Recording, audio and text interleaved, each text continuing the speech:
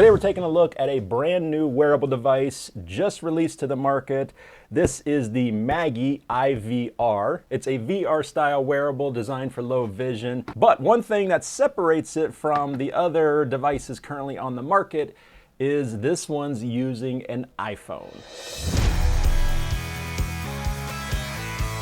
Hey guys, it's Sam with The Blind Life. Welcome back to the channel where I help you learn how to live your best blind life. Your best blind life. Best blind life. On this channel, I feature the most cutting-edge assistive technology for the blind and visually impaired.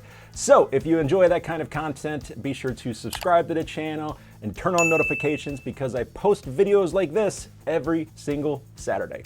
All right, so let's talk about the new Maggie IVR. As I mentioned in the intro, there's a couple of things that have the Maggie standing out amongst the crowd of other wearable devices on the market. One of which, like I said, is that it's using an iPhone, and in the case of the one that I have, an iPhone 15 Pro, but the iPhone 16 Pro model of Maggie IVR is coming very soon. So truly the latest and greatest iPhones, which should give this a great performance boost. The other thing that's super cool about the Maggie IVR is that you can actually use the phone as a phone.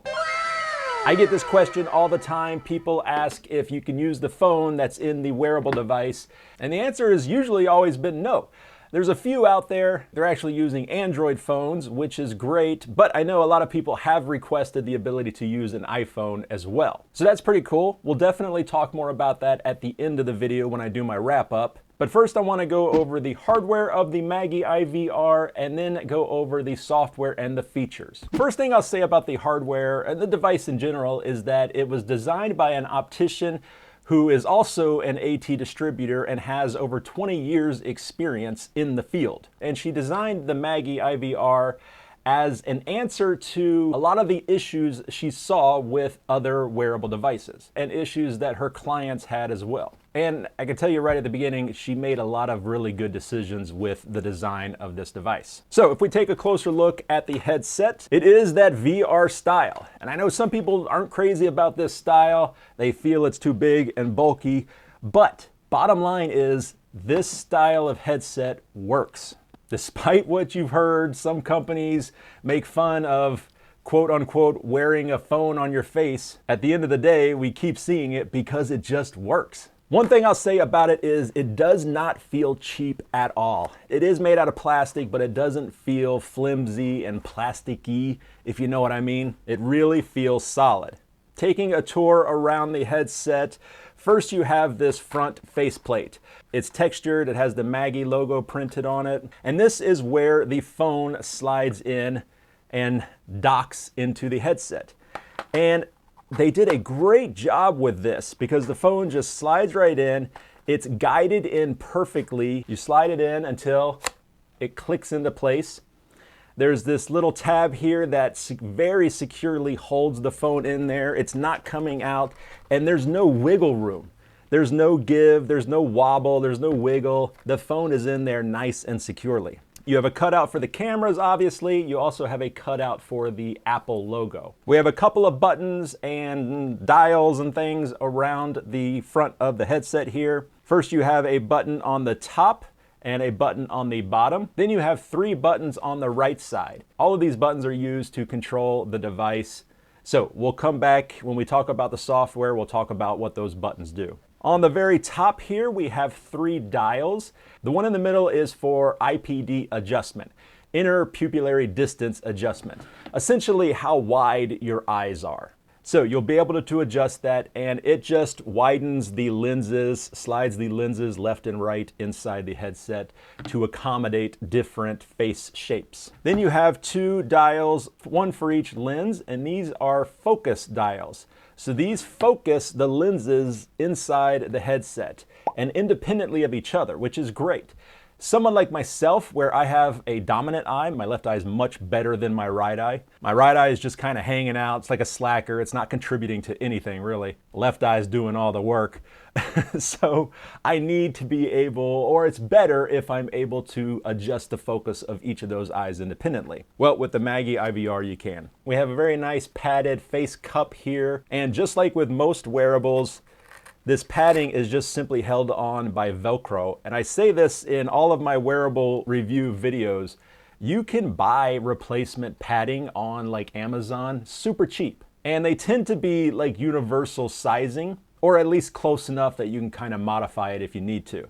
So if this padding isn't quite padded enough for you, or if you've had it for a couple years and it's starting to get kind of funky, then you can just buy a new one, slap it on, you're good to go. The head straps. These are fantastic head straps. They remind me a lot of the head straps you would find on a really high quality scuba mask. They're kind of rubbery, they're elastic, they're grippy, they are adjustable with Velcro, so it will accommodate a bunch of different head sizes. It fits my giant head no problem, that's always a plus. And then finally on the right side here, just behind this middle button, is a cutout, and that gives you access to plug a charging cable into the iPhone. That means you'll be able to charge the phone in the headset, or if you want to use the headset for like 6 hours straight, you'll be able to plug it up to external power and be able to do that no problem. And I think that's it. Yeah, that's it. I think I covered everything with the headset. All right, let's talk about software. We have a couple other hardware buttons on the device here, and these are what we're going to be using to perform some actions on the phone, including launching the app. So we have a button at the very top here of this front faceplate. This button actually presses the power button on the iPhone. That will wake up the phone, it will put the phone to sleep. It will also, long pressing that will also trigger Siri, where then you can perform your normal Siri voice commands. Then we have a button on the bottom, and this button actually presses the action button located on the iPhone 15 Pro, and soon in the future, the iPhone 16 Pro. Long pressing this button is how you launch the Maggie IVR app. When you press this button, the app launches and you see a screen here with some information on it. You can now use this to go ahead and set your focus and your IPD. Make sure everything is aligned properly. Then you can press your mode button to get into the app. And here we are, and we're ready to go. One thing I will mention, and you can kind of see it here, is right there. You can kind of see the little iPhone island, camera island thing. You can see that in the shot. You close one eye, you can see it in your left eye here. Not a big deal, but just wanted to let you know that's always there kind of floating around. And in case you're wondering, I'm only showing the image from the right eye. When you screen capture the app on the iPhone, you actually capture the same image twice. It's basically what the left eye sees and what the right eye sees. But so it's not super confusing here visually in the video, I'm only showing you what the right side sees. So that's why you're not going to see the little floating island in any of the other clips. But I did want to point it out as something that you do actually see when you're looking through the headset. Okay, we have our 3 hardware buttons on the side. This is how we control the device. We have a plus button at the top, minus button in the middle, and then the bottom button is your mode button. Plus and minus increase or decrease whatever current mode you're in. For example, zooming in, zooming out. It will also change between the different modes within a certain category of modes. And we'll explain here in a second. The mode button switches through your different modes. So by default, you are always automatically in magnification mode. So if I press my plus button here, we start to zoom in on the camera. And each time you click the plus or the minus, it increases or decreases by, you could say, half a level of magnification. So for example, we're currently on 8.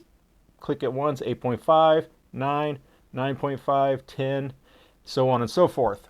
I can also press and hold this button and it will do a slow zoom. Zoom in on the camera here. All the way up to 20 times magnification. Now, one thing you'll notice is at these higher magnifications, just like with all wearables and all different types of magnifiers, it's hard to hold it steady. It's hard to, those micro jitters, those micro shakes are much more amplified. You could reach up and grab the side of the headset here, and that helps to dampen it. But that's just kind of how it is with video magnifiers. I can press and hold the minus button and it will slowly zoom out. And this is quite a slow continuous zoom. I personally wish it were a little faster. You're also going to notice a shake in it here in a second. There it is. What I think that little distortion, that little shake in the image was the iPhone switching from its distance camera to its normal camera. I think that's all that was. Now we can switch through some of the different modes. I'm going to press the mode button here. And our first one is color filters. Let's take a look at our paper here, and we can cycle through our color filters. Now if I press the plus, it jumps through all the different color filters. And we have all the ones that we're pretty familiar with, all the way till this last one here is a TV watching mode. It's within the color filters, but it's more of kind of like a TV preset. The team over at Maggie Vision have gone in and customized this with the settings that they think work the best with watching television. They've adjusted the brightness, the contrast, all of that, and this is kind of their recommended. Now, even if we're in one of these color filter modes, if I hit the plus or the minus, once again, we're back to zooming in and zooming out, back to full color. Okay, hitting the mode button again, we will go to the next item, and that is brightness. So this will brighten up an image or darken an image. And look at that, it looks like I just turned on all the lights in my studio here. Let's take that back down to what it's supposed to be. There we go. So this is great. I always get that question. People ask, how well do these wearables do in low light situations? Well, as far as the Maggie IVR, it's going to do great. You can just pop right into brightness and crank up the brightness on the scene. Continuing on, the next one we have is contrast, and this will either add contrast or reduce contrast. Now, this is going to be much more helpful in your color filters. So let's jump into one of these color filters. So now if I jump into the contrast, we can adjust the contrast, making this a little bit easier to see, making the darks more dark, the lights more light. Now this is a great time to talk about the master reset button, kind of the get out of jail free card. If you're in here playing around with the different settings, adjusting things here and there, and you just get to the point where it just looks crazy and you want to just set it all back to default settings, super easy. All you have to do is long press the mode button. We're going to hear a beep, and then we're going to hear a distinctive sound effect as it resets. There's our beep. And there's our sound effect going back, setting all of our settings back to default. Let's talk about reading. The Maggie IVR does a pretty standard job of being able to zoom in on text and read it. Then if we want to change the colors, we can do that. I got a glare on my paper here. The image stabilization does a pretty good job while you're reading. One thing to note about wearables though, kind of across the board, is they're not really ideal for reading. Spot reading, reading the recipe on the back of the microwave dinner, reading your medication, reading, the mail comes in and you want to see if it's addressed to you or someone else. They're fine for that. But you're not going to sit down with like Moby Dick and read an entire novel. They're just not ideal for that. There are better solutions out there for that kind of reading. But for spot reading, the Maggie IVR does a decent job. Just make sure you've got your focus set properly. The Maggie IVR does have pretty decent autofocus, but you can also lock the focus. And this is going to be helpful for writing, filling out paperwork. Sometimes magnification devices like this with autofocus, as you're writing, they will want to focus on the back of your hand because it's the closest thing to them. And that can make it difficult when the paper starts to get blurry because it's focused on your hand. Well, with the Maggie IVR, you can lock the autofocus and resolve that problem. What you want to do is look at what you want to lock the focus on. Long press that mode button until you hear that first beep. And now the focus is locked. We're focused on the paper, but it does not autofocus to the background like it was before. And if we want to set it back, we just long press that mode button till we hear the beep, and it autofocuses again. And then the last mode is exposure. And this is just, once again, another way to brighten or darken an image. And you see that we can darken down quite a bit. This will also, once again, be especially helpful in those color filters. All right, let's take a look at something with some color. We've just got a Rice Krispies box here. Check out our Rice Krispie elves. Our buddies here looking pretty good. Where's our other guy? There he is. What about our nutrition fact? Check out our nutrition fact here. And yeah, I mean, everything looks good. I will say the minimum focus for the headset is probably about there, which is maybe about 8 inches, 8 to 9 inches. That's going to be your minimum focus distance. That's the closest you're going to be able to get to an object where the device, the headset, will focus on it. So something to keep in mind. All right, it passes the cereal box test. Selfie! All right, something else a lot of people are curious about is watching television. So we've got a movie playing here, and I am about 10 feet away, 10 to 12 feet away from the TV. It is a 43-inch television. Of course, we're watching the cult classic Waterboy, Adam Sandler. Let's go into our color filters because we have a TV color filter here. So this gives you an idea of what you can expect. One of the issues is that the TV is in 16:9 widescreen. Our view, though, is circular. So if I want to zoom in to where full screen, top to bottom, we're getting the corners cut off a little bit here. Hey guys, Editing Sam here. What I mean by that is the lenses on the inside of the Maggie IVR are circular. So depending on how close or far away they are from your eyes, how much you set that focus wheel, you may get some shadowing around the corners of the image, kind of similar to looking through binoculars. So this image here is a little bit more accurate to how you see looking through the Maggie. If I want to zoom in to where I can actually see fairly well, might have to scan a little bit. This is one of the issues of using magnification while watching television. Depending on how much magnification you need, you might need to kind of scan a little bit. Here he is riding home on his lawnmower, riding lawnmower. This movie is the best. Whenever I do these wearable reviews, you guys always get on my case when I don't show how well they do outside viewing things in the distance. So we are outside here and trying not to kill myself walking. We'll talk about walking here in a minute. Okay, I've reset everything back to default settings. Let's look at my neighbor over there. Let's see if they wave at us. This is really what these are good for, spying on your neighbors. Oh, there they go. There you go. All right. Let's do a slow zoom. So it looks like the zoom slows down when it gets into the distance camera. It speeds pretty much right through the standard camera. Then it gets to the distance one and it slows down. So there is 20 times magnification, and I'll try to hold it smooth. That's looking at the house all the way across the street and down the street a little bit. Look at that trash can. That's what we were just looking at. See how far away that trash can is. That's up against the house at the house across the street from me.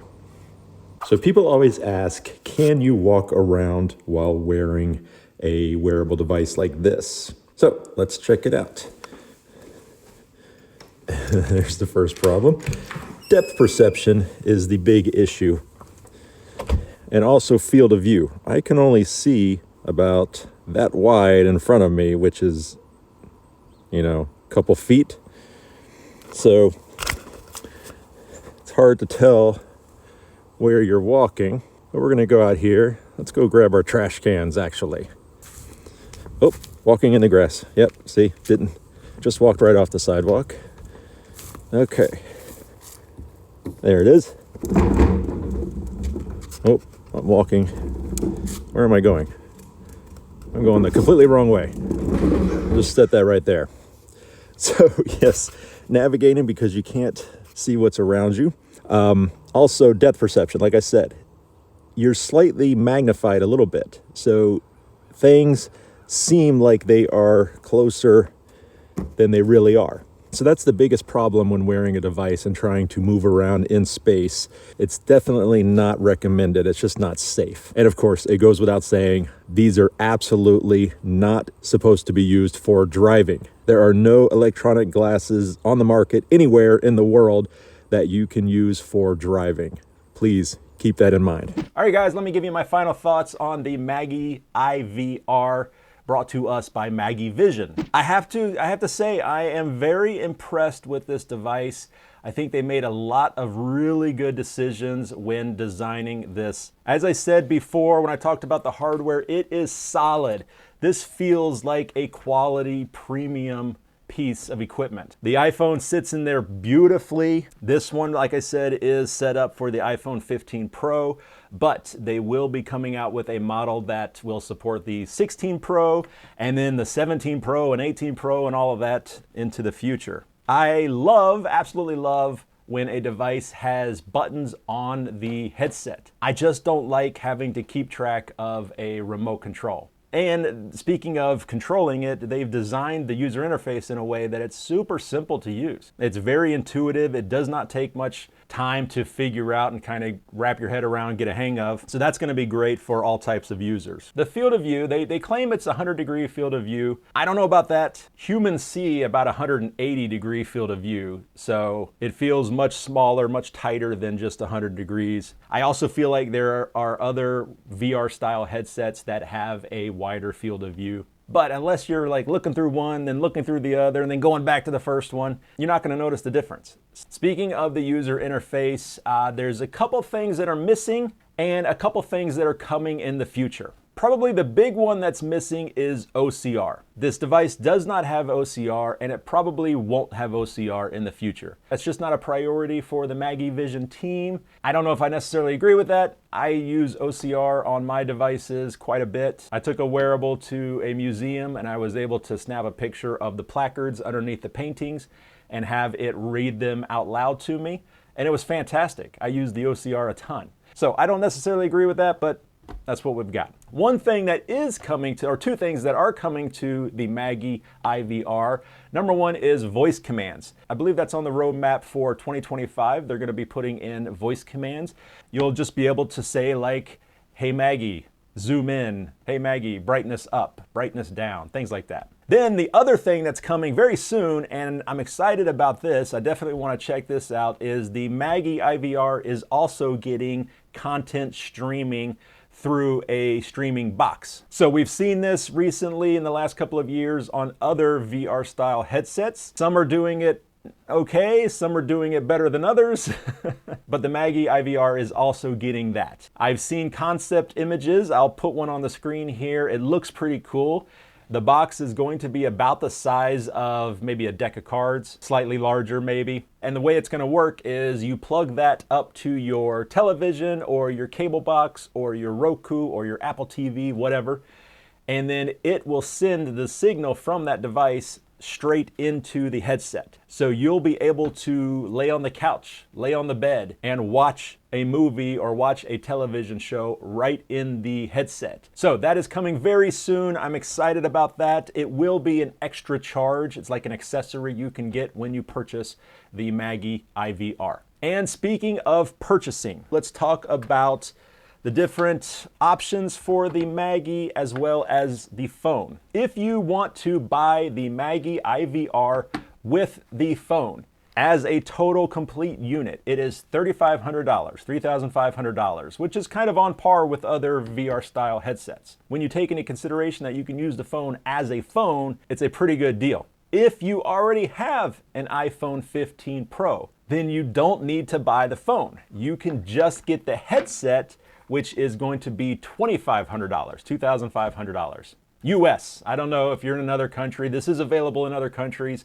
Check with local distributors in your country for pricing and all that. So, like I said, if you already have the phone, awesome. Or you're about to upgrade. You're like, I'm just gonna get the headset. I'll upgrade through AT&T and pay like $50 a month for their phone. You could do that, save $1,000. Or, I mean, you could even go on like eBay and buy a used iPhone 15 Pro for $600, get the headset and save $400. You get what I'm saying. We got options with this system, which is great. The other benefit of this is, like I said, you'll be able to use this as a regular phone, which means you'll be able to put on all the apps that you want, all those amazing apps that we use, Seeing AI, Be My Eyes, all of that. It's gonna be a completely unlocked phone. Also, at least here in the US, the iPhone is compatible with all the major networks. All right, I think that's everything I needed to talk about. If you want more information, I will have links to the website in the video description down below.